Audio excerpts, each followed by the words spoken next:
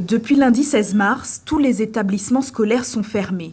Ce sont les parents qui, au pied levé, se sont improvisés enseignants. Aujourd'hui, après 2 semaines, le constat fait par les parents est mitigé. Ça reste quand même difficile dans la mesure où il faut être pédagogue.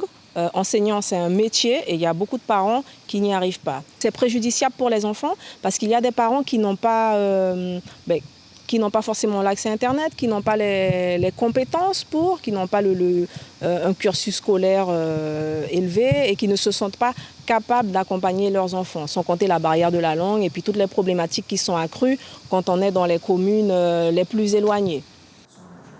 La continuité pédagogique est mise en place par le corps enseignant, mais ces derniers se retrouvent démunis pour accompagner les parents.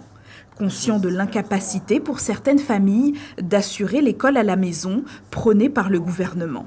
Fracture numérique, bagage culturel insuffisant ou encore barrière de la langue sont autant d'obstacles pour les parents. Nous nous débrouillons en tant qu'enseignants par nos propres moyens pour tenter d'être en contact avec ces parents, par leurs appels, en passant par des groupes WhatsApp, par des vidéos, par des blogs sur YouTube, par toutes sortes de moyens, on innove.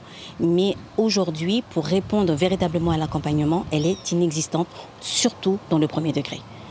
La fracture numérique que nous subissons aujourd'hui ne permet pas l'accès à l'ensemble des élèves de l'académie et nous ne pourrons pas toucher tous les élèves de l'académie. Il en est certain. Et donc, nous comptons plus sur la reprise où là, nous pourrons adapter notre pédagogie, nous reverrons notre enseignement pour leur permettre d'avoir un peu plus de pédagogie différenciée afin de mieux prendre en compte leurs difficultés scolaires.